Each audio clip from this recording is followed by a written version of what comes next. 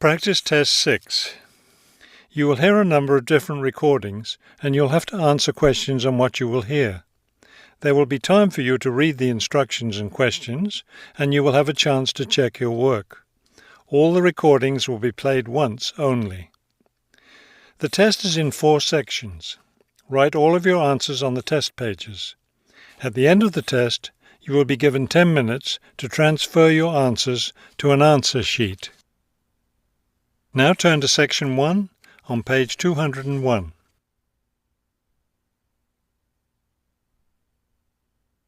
Section 1. You will hear a woman and a man talking about their work at a library. First, you have some time to look at questions 1 to 5 on page 201.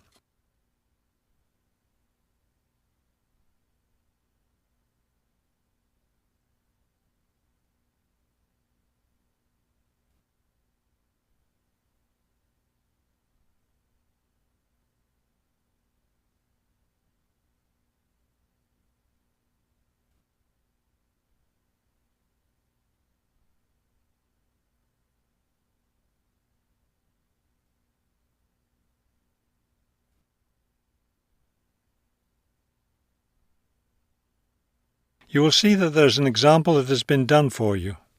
On this occasion only, the conversation relating to this will be played first. Hello, I'm Mrs. Phillips, the head librarian.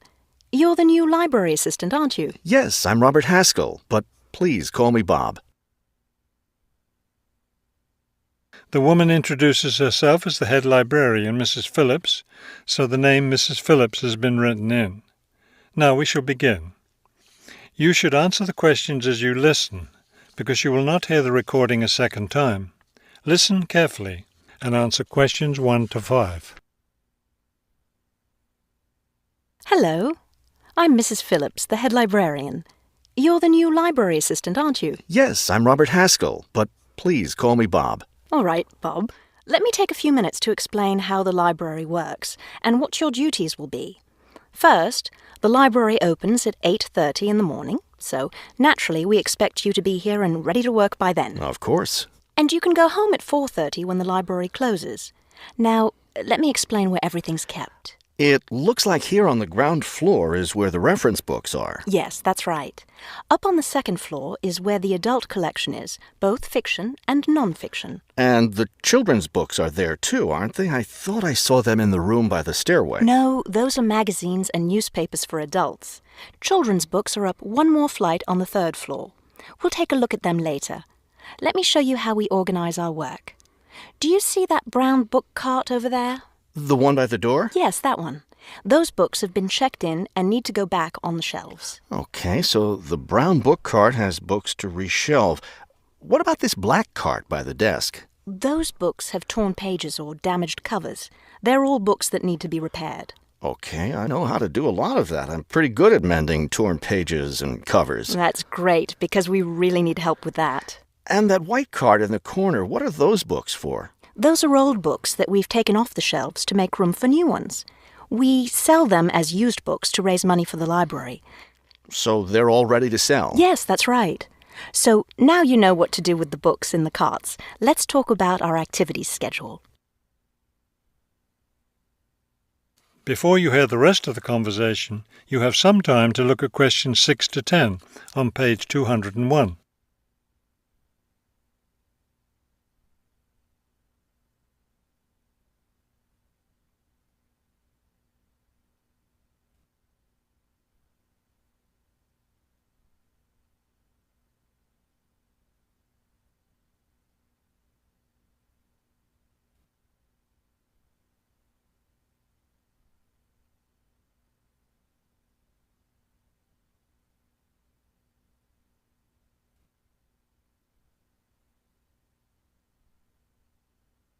Now listen and answer questions 6 to 10. I understand this library has a number of interesting activities every week. Yes, our activities are quite popular. The most popular one is story time for the children. Do a lot of children show up for that? Yes, a good many. It takes place in the children's room on Thursday mornings at 11. Isn't there a family movie night, too? Yes, but it's not at night anymore. We used to have family movies on Fridays when the library is open until 9, but now we have a different activity at that time, so we had to switch family movies to the weekend, Saturday afternoon. How much do you charge for the movies? They're all free. The movie always starts at 2:30 in the reference room, but you don't have to worry about that since you don't work on weekends. And what takes place on Friday evenings? We've just started a weekly lecture series. We have a different speaker every week, and the lectures cover all different kinds of topics. That sounds like something I'd be interested in attending. Good, because we'll need your help with that. You'll be working Friday evenings, and one of your duties will be to set up the meeting room on the first floor for the lecture.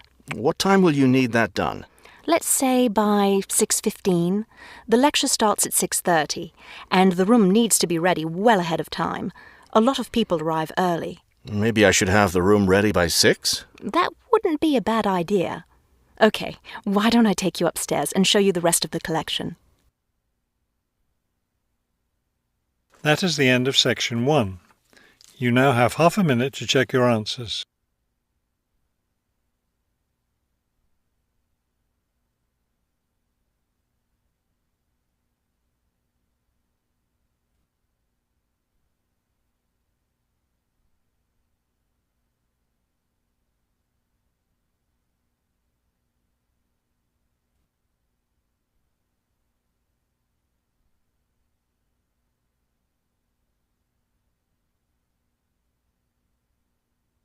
Now turn to section 2 on page 202.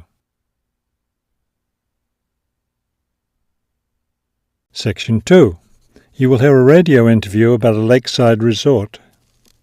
First, you have some time to look at questions 11 to 15 on page 202.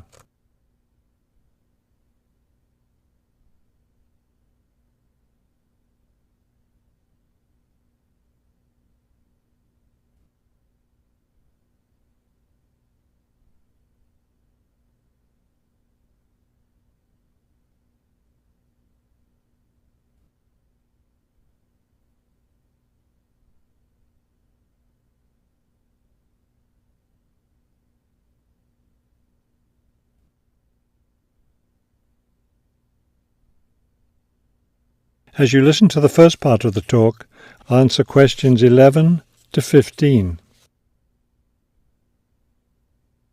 Good afternoon, and welcome to today's show.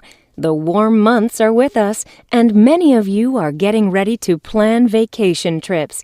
To help you with that, we have a special guest today, Robert Sampson, director of the Golden Lake Resort. Robert, I understand Golden Lake is a popular place for families to spend their vacations.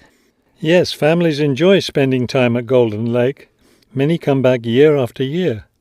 We have a spectacular location and fun activities for both children and adults. Could you describe for us some of the activities available at Golden Lake? We have a lot of water activities, of course, since we're right on the lake. We have a pleasant sandy beach for swimming. We also have canoes and sailboats available, and many of our guests enjoy boating on the lake. I imagine water skiing would be popular among your guests. Actually, we don't permit water skiing in the resort area. It can be dangerous for swimmers and for the canoeists too.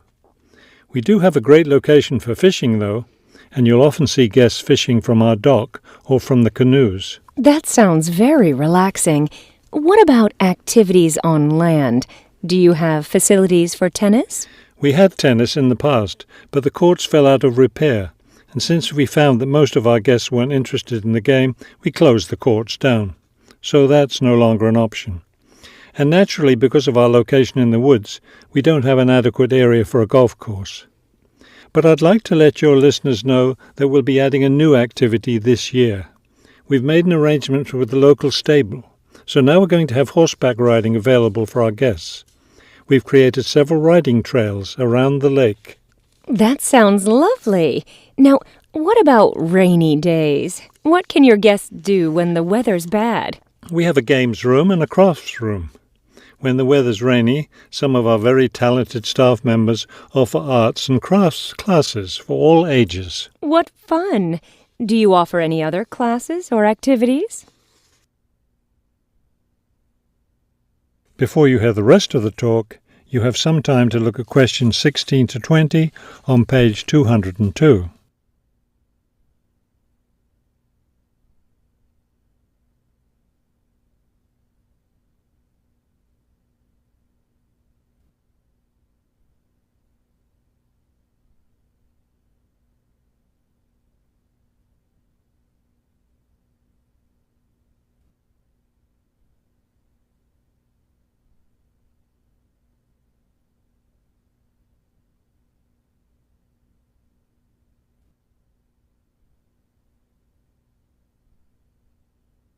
Now listen and answer questions 16 to 20. We have a weekly schedule of evening activities which anyone can attend if they choose. Every Sunday we show a film, always something that's suitable for the whole family. Monday's my favourite night because that's dessert night. Our cook prepares a variety of desserts and we get to taste them all. I'd like to be there for that. Yes, it's great. We get more serious toward the middle of the week. Our discussion night is on Tuesday. Discussion night? Yes, we discuss different current events depending on what's happening that week in the news. Then on Wednesdays, we have lectures. We invite different experts to talk about local history or nature topics. This is actually one of our most popular evening activities. We found that our guests are really interested in learning about the local area. It sounds quite interesting. Yes, we've had some excellent speakers. Thursday nights are totally different because that's when we play games. That's especially fun for the children. The children love Fridays too because that's talent show night. Everyone gets in on that. Staff, guests, everyone. It looks like you have a lot of fun at Golden Lake Resort. We do. And we end every week with big fun, with a dance on Saturday night. Now I understand a little more why Golden Lake is such a popular place for family vacations. With such a variety of activities, there's something for every member of the family there. There is, and I hope your listeners will consider spending their next vacation with us. That is the end of section 2. You now have half a minute to check your answers.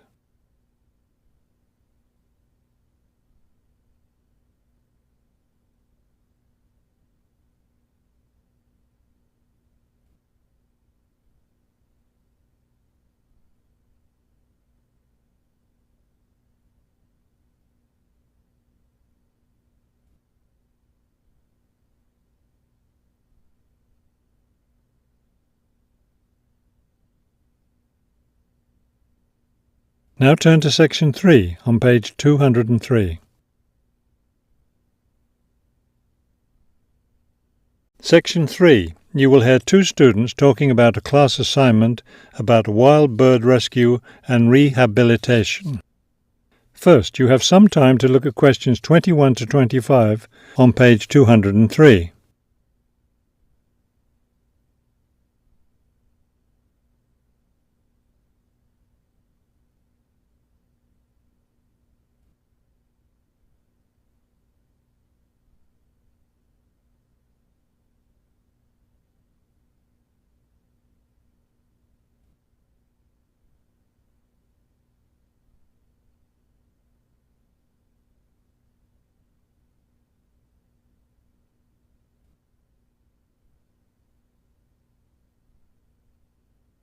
As you listen to the first part of the conversation, answer questions 21 to 25.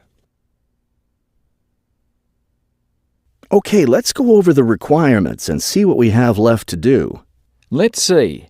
We have to give the professor a written summary of the information we've gathered on our topic, wild bird rescue and rehabilitation. The other written thing we have to turn in is a case study of the rehabilitation of one bird. We have the information on that already. Right. All we have to do is write it up. What about charts and graphs? Do we need to include something like that? I don't think so. They aren't really relevant, but we do have to turn in a list of the resources we used. Naturally. What about videos? I heard some of the other students were doing that. Well, I guess that must be optional, because I don't see it on the requirements list. Okay, we should start planning our class presentation since that counts for half the grade. We've looked at lots of sources of information, but I think our best source was the interviews we did with the wildlife rehabilitators. Agreed. That and the journal articles. I think we have enough information from those two sources for the presentation anyhow. The books we looked at weren't all that helpful. I wonder if we should try to bring in some live birds for the presentation. That would be too difficult, don't you think? But we have lots of photos of rehabilitated birds. We can show those. Before you hear the rest of the conversation, you have some time to look at questions 26 to 30 on page 204.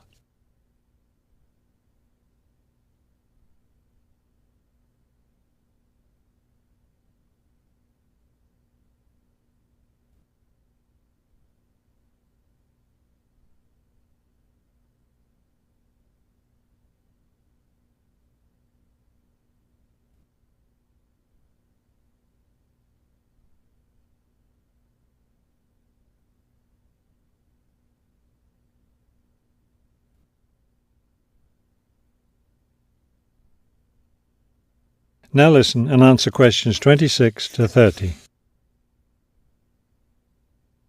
Right. Okay, I think we should start by talking about how to rescue a bird. Probably first we should help people understand which birds need rescuing. Yeah, that's really important.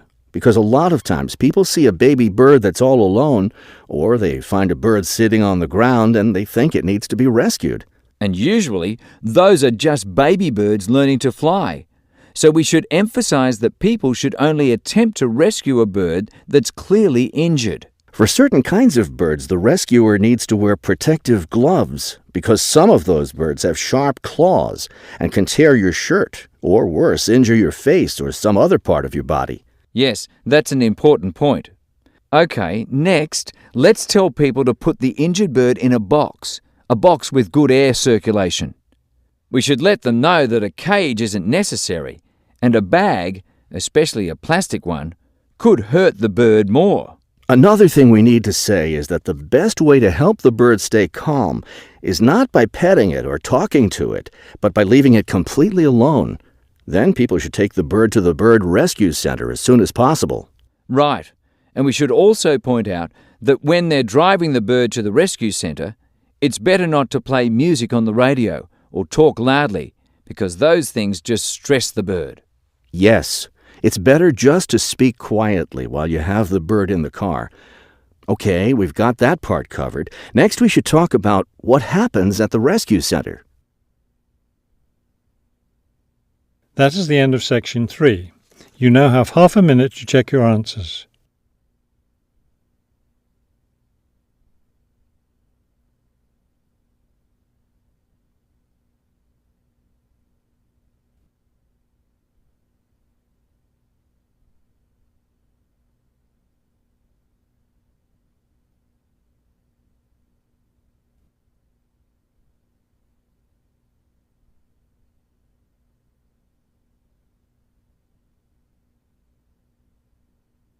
Now turn to section 4 on page 204.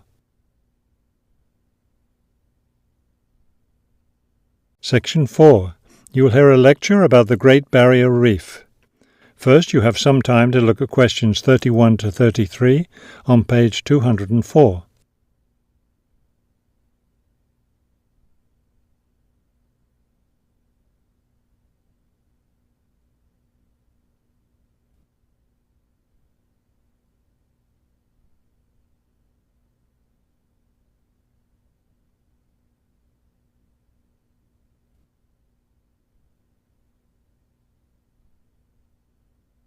Now listen carefully and answer questions 31 to 33.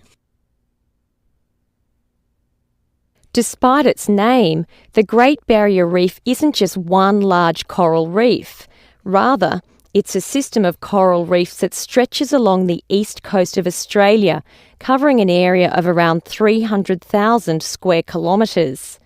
The Great Barrier Reef is composed of approximately 3,000 individual reefs, which range in size from 1 hectare to more than 10,000 hectares each.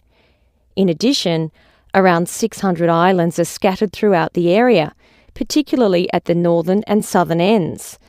The reefs themselves are composed of over 400 different kinds of coral, the largest variety of corals found anywhere in the world. Before you hear the rest of the talk, you have some time to look at questions 34 to 40 on page 205.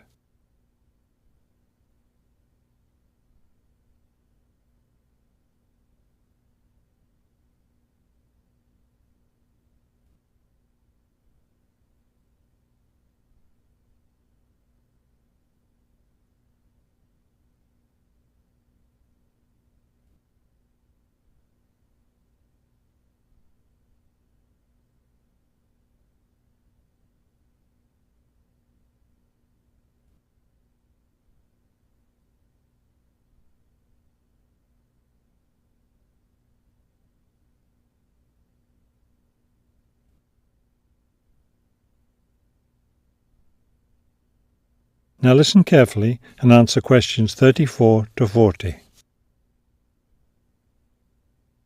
Thousands of species of sea animals live in and around the reefs. Altogether, approximately 1,500 species of fish inhabit the reef area, including a number of different kinds of sharks. One of the more interesting mollusks to be found in the reefs is the giant clam. This huge shellfish can live for more than 100 years and can weigh as much as 200 kilos. Sea mammals abound in the area, which serves as a breeding ground for certain types of whales, many of which are endangered.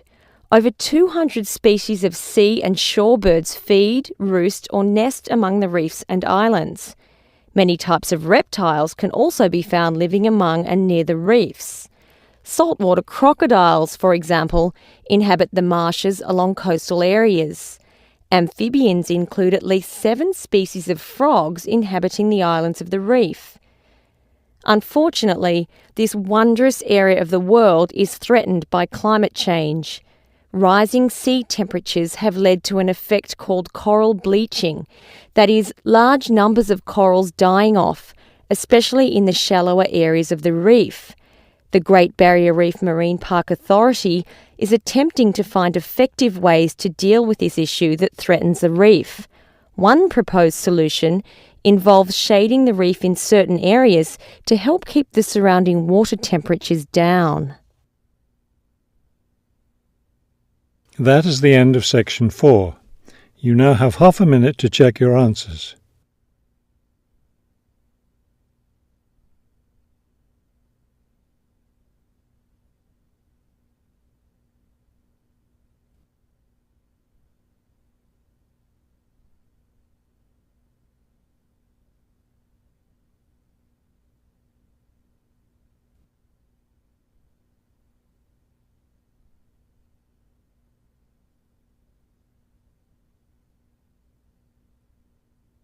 You will now have 10 minutes to transfer your answers to the listening answer sheet.